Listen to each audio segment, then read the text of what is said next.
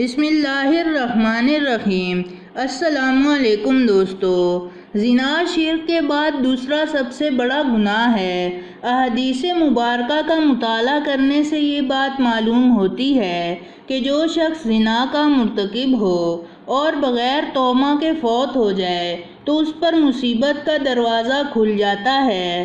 اللہ تعالیٰ اس پر سختی فرمائیں گے، اس کو زنا کے ہر عمل کے بدلے آخرت سے ملتا جلتا عذاب ہوگا۔ آج کی اس ویڈیو میں ہم آپ کو زنا کی 30 اقسام بتائیں گے اور زنا کی ان اقسام کے بدلے قیامت کے دن کون سا عذاب نازل ہوگا یہ بھی بتائیں گے۔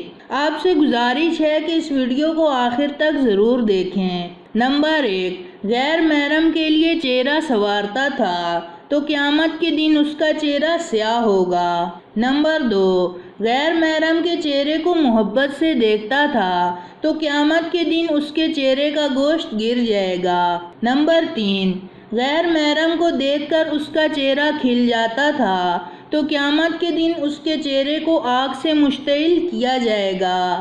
نمبر 4، غیر محرم سے دل لگی کی باتیں کرتا تھا تو قیامت کے دن روتا ہوا اٹھے گا۔ نمبر 5، غیر محرم سے ہنسی مذاق کر کے کہکہے لگاتا تھا تو قیامت کے دن پیٹتا اور چلاتا ہوا اٹھے گا۔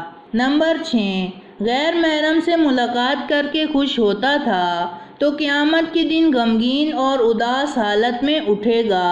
نمبر 7، غیر محرم کو شہوت کی نظر سے دیکھتا تھا تو قیامت کے دن پگھلا ہوا سیسا آنکھوں میں ڈالا جائے گا۔ نمبر 8، اگر غیر محرم سے ملاقات کے لیے چل کر گیا تو قیامت کے دن پاؤں میں آگ کی بیڑیاں پہنائی جائیں گی۔ نمبر 9، اگر غیر محرم کے ہاتھوں میں ہاتھ ڈالے گا تو اس کے ہاتھ میں آگ کی ہتھکڑیاں پہنائی جائیں گی۔ نمبر 10، اگر کسی نے غیر محرم سے زنا کی ابتدا منہ ملانے یعنی بوسہ لینے سے کی تو قیامت کے دن گھسیٹ کر منہ کے بل جہنم میں ڈالا جائے گا۔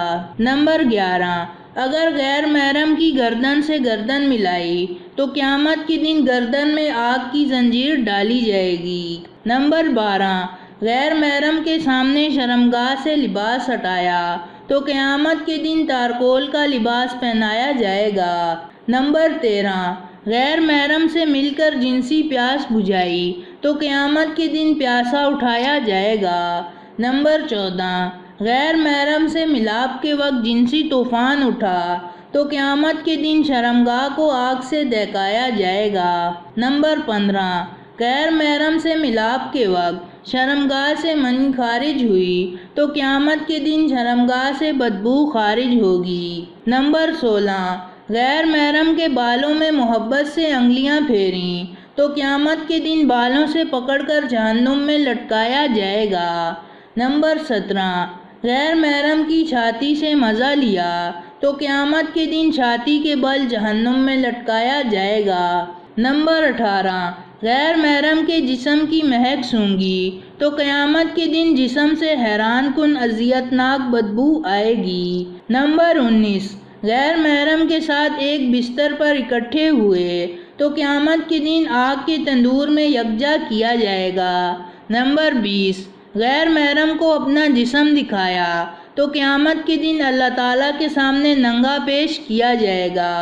نمبر 21، غیر محرم سے زنا کے لیے لوگوں سے چھپ گیا تو قیامت کے دن ساری مخلوق کے سامنے بے عزت کیا جائے گا۔ نمبر 22، غیر محرم سے تعلق چھپانے کے لیے لوگوں سے جھوٹ بولا تو قیامت کے دن منہ پر مہر لگا کر آزاد سے گواہی لی جائے گی۔